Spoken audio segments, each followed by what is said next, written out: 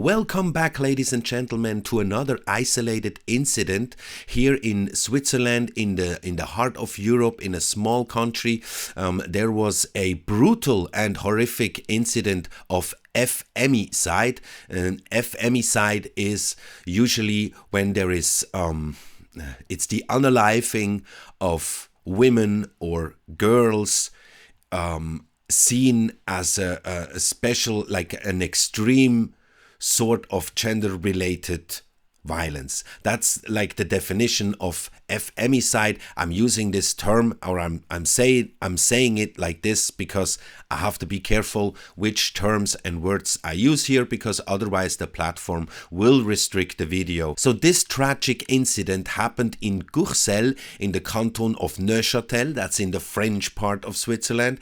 And it turns out that this isolated incident is not so isolated after all, because we already had now 19 cases of femicide in Switzerland for 2025. And for a very small country like Switzerland, that it's a high number. This number is high, and as we will see now in the latest incidents, we will have a closer look at those incidents, especially this one here in Courcelles, but also other ones.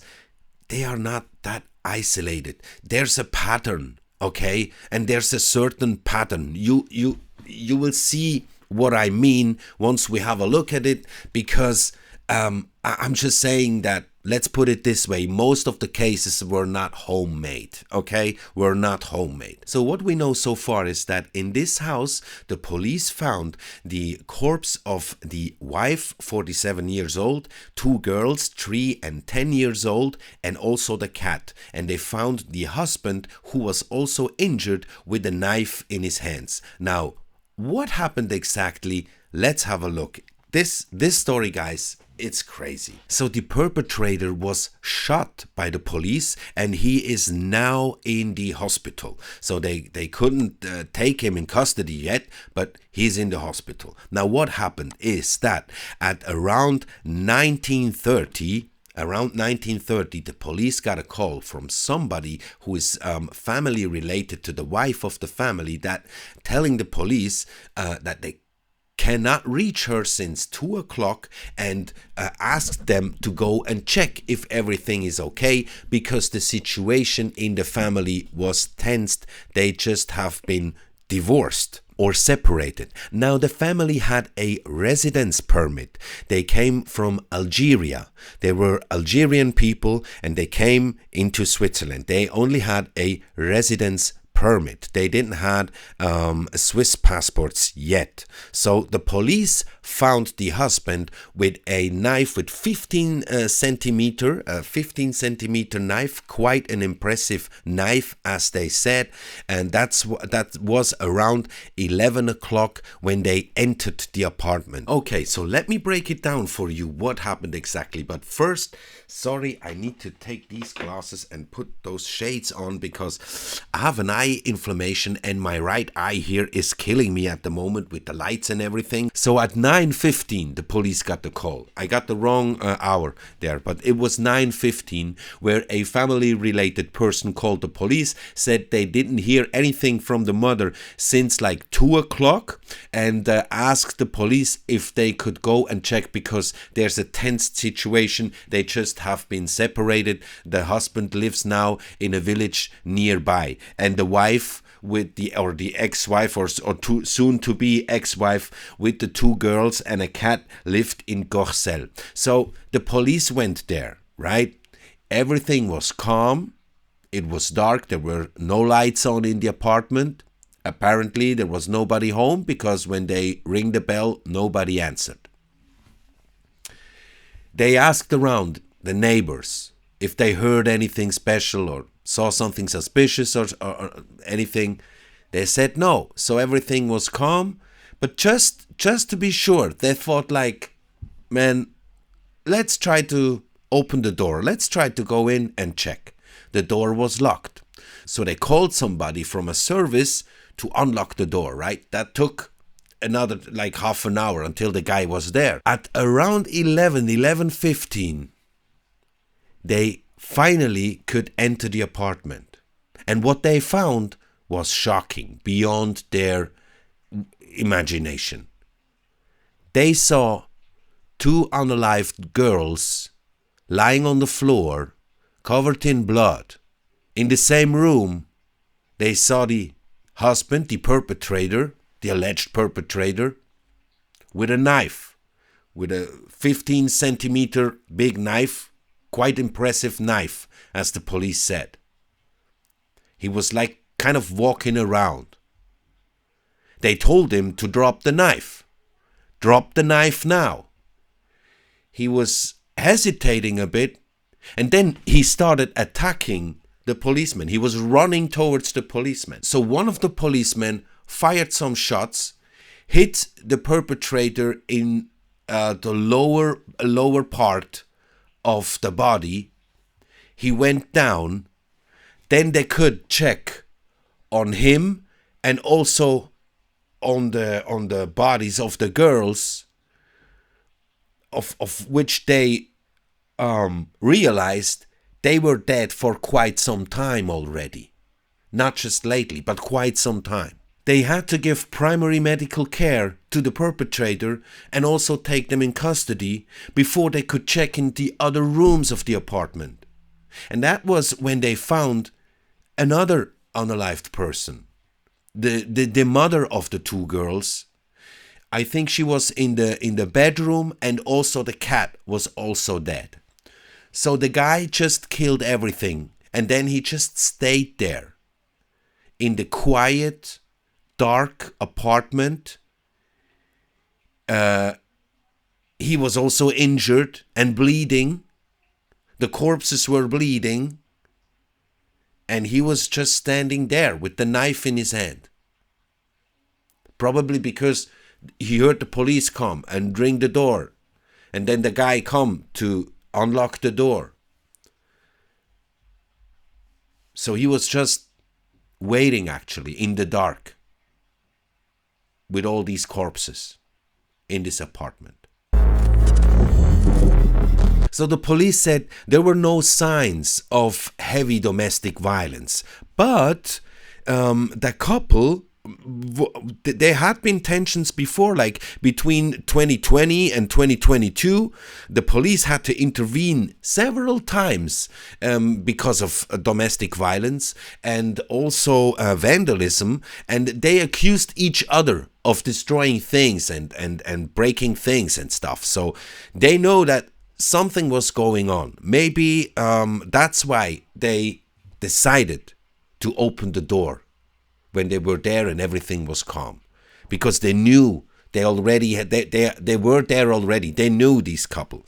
Now I don't know, this Mr. Bachler, who is the attorney, the persecution attorney from the police, they say now they will, of course, charge the perpetrator. But he says the moment of breakup in a couple is always a difficult moment that creates a lot of tension. Yes, that's true, but usually it's not the moment where you kind of just kill everybody. Somehow we are trying to find, it sounds a bit like finding an excuse, right? It sounds to me, at least to me. Now, here is the street. This is the house, the building. I think it was this apartment up here. And I can tell from just the look of this house and the place where it happened. Yeah, this is not like, it's a bit poor. It's not like, the house, it's an old house. It should be painted. It should have been painted quite like 10 years ago or something, like, yeah. And they had a residence permit. They came from Algeria. The entire family, and that's where they were living. Here, around 80 people were gathering just to pay homage. They were lighting some candles and putting some flowers there. Maybe some children who knew the girls, who went to school with the girls, and it's very tragic.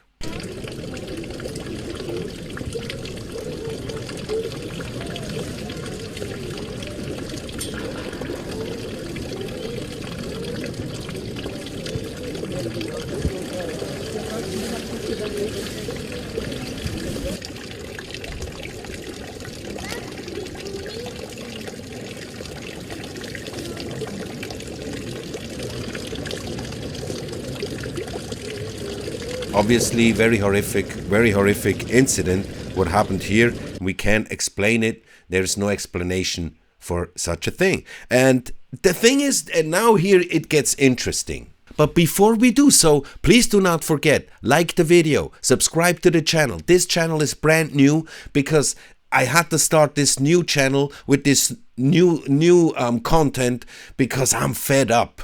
And I really have the urge, and I also got the call from above, and if the Holy Father from above is calling you, of course you will answer the call. You will say, yes, Father, Father, I thank you. Father, I thank you, Lord, for giving me the inspiration. So it's a brand new channel and I'm fed up. We need to take a stand here in Europe, in Switzerland, in Germany, all over the place. We need to take a stand and change the politics, right? We need to change the agenda. We have to get the turnaround done right now. So it's important to be informed about everything that's taking place. Okay, now here we get to the interesting stuff. Okay, so I already told you at the beginning that in Switzerland we already had 19 cases of femicide this year alone, and for a very small country like Switzerland, that's a lot. So, and just recently there were some very similar incidents in the French part of Switzerland. Switzerland is divided actually in three parts: a German-speaking part, French-speaking part, and an Italian-speaking part. And in the French-speaking part, we had like 3 incidents in very short time. Have a look here. At the start of July, there also was a similar incident. In Givisier, in an apartment, they found the unalived corpses of a 30-year-old woman from Macedonia and a 6-year-old baby. A 6-year-old baby as well. And they found out that a 33 husband with a knife did the injuries that led for them to be unalived. And also the newborn. Like, how can you? Then he tried to kill himself, but only have minor injuries. So like, he thought, I mean, he could unalive a newborn, his own newborn, but he was not man enough to end himself. Only minor injuries. It's like you want to cut, and then when it starts scratching your skin, it's like, ow, ow, that hurt. It's disgusting. It was disgusting. And this couple, none as the other, was not known for domestic violence before. And then at the beginning of April, the month of April, also in the Romandie, in the French part of Switzerland, there was another incident. A 40-year-old man from Kosovo, that's Eastern Europe, was unaliving his 39-year-old wife, and then apparently set the house on fire and unalived himself. But this guy was already 2.5 months in custody because of sexual violence, and but then they let him go. They let him free. He was not allowed to go closer to his wife and his kids, closer than 200 meters. But obviously he didn't care about that. So yeah. There is like 19, and now with this one that I just told you about, the latest incidents, we now have 20. We now have 20 incidents of femicides in Switzerland alone, and that is always the unaliving of women and girls because of their gender. Well, I'm not so sure if it's because of their gender, but yeah, I mean, if the ex-husband is doing this, yeah. Most probably. Now, in another article here, the Aargauer Zeitung, they say that, there is no national handling. Like the Swiss governance, the Bundesrat, the government, they should act and make and introduce a national handling. How do we handle these cases, especially the prevention, that the police can act before it happens, before they enter the apartment and everybody is unalived, covered in blood, and the problem is. The problem is that the institutions and the communities and the community police or the police of the canton, the Kantonspolizei, they are alarmed because they know it's very important. There's an urgency to act. There's an urgency to act. There should be enough hiding places, like institutions, where these wives who are in danger could go and hide, because if they can't go anywhere, if they're stuck at home with a psychopathic husband who's carrying a knife, maybe they want to leave, but they have no space. So they should go to such a institution. And also the prevention in phases of breaking up should be better. They have a system in Spain, I guess, where they do some surveillance in those cases. And some politicians, they also would love to have the same system in Switzerland as well. And that's why some politicians like the Nationalrätin Tamara Funicello from the SP, that's the leftist, the Socialists party of Switzerland, they were signing. They were collecting signatures and had a petition, and they asked from the government 350 million francs for the security of women, to be spent just for the security of women, to carry, to take care, to take care of the victims, but also perpetrator. Accompany the perpetrator.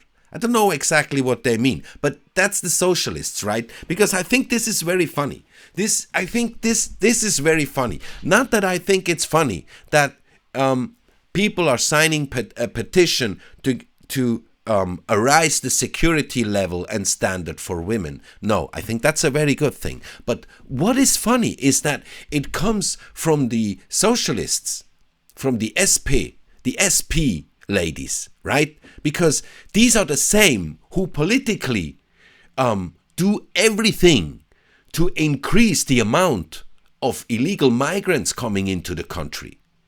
Often, these people, these migrants, have the background of being fundamentalistically Islamic or an Islamist, and we know these people they don't respect women. So I think it's really funny that, like, socialist women, the feminists, they are cheering for the guys who don't respect women. Like they are putting in an effort for them. They're putting in an effort that more of these people can come into this country and behave as they behave in their culture, right? That's how they live in their culture. That's how they live. So I think this is very weird. It makes no sense. Right? That's where I don't get it. And often these are the same politicians who cheer for the Free Palestine demonstration, and they go and shout from the river to the sea, even though they have no idea what they're talking about. Because these people, especially these people, they don't care about women's rights. They marry kids, 9, 10, 12, they marry the kids to 40, 46, 50-year-old husbands. No problem. You can marry your daughter when she's 10. Then you get rid of her. That's good. So here's another report just popping up here. Man shoots his partner, female. Although the police knew from domestic violence. why was the wife not, or the women not better protected? Why was the protection not better? And also here, we have to do more. Domestic violence and femicide should be better protected and fight against in the canton of Solothurn. That's what I'm saying. Like, Switzerland is all these fractions. Every canton has another handling, and now they say we need to put in more money to protect the women. And I'm saying yes, of course, do this. But I have another idea as well. Besides putting in 350 million, yes, that's why not? Why not? We spend much more money for stupid, much more anyway. So let's do this. But also, why not fight the cause of this, the root, which could, reduce the number of incidents, of 20 incidents right now in August in Switzerland in 2025 of femicide, often with kids involved. Reduce the cost. Deport the illegal migrants. Close the borders. Make some background checks before you let people in. Check those people. I mean, I'm not saying don't let any foreigners, no migrants into the country. No, yes, do it. But check the people and stop the illegal immigration. For that's the first part. Do some background check on people before you let them into the country. And if they have a residence permit and they already have troubles with the police, that the police have to intervene several times because of domestic violence and vandalism, destroying things, and they only have a residence permit. I don't know. I don't know. My opinion is, these people, they should get, after 1 or 2 times, we should give them a warning. Like, man, you only have a residence permit. If you already now in this time can get your stuff together, and try to kill each other and destroy your apartment where you have kids there, right? 2 girls are also there, and the cat. Maybe it's not such a good idea that you're in this country. Come on, man. If I'm just always thinking, you always have to think like this. Also, when the leftists come talk to you or something, if you would migrate to another country, how would you act? Would you act like this when you have just a residence permit? Like you don't have the passport. You're not a fixed resident. You just have a permit to stay there at the moment. It's a temporary thing. I wouldn't. Please leave a comment. Let me know your opinion in the comment section. I'm telling you again, this is a brand new YouTube channel, so I really appreciate your help with the algorithm. Please like the video, subscribe to the channel, do all the good stuff, right? Thanks for watching. See you in the next one. Bye bye.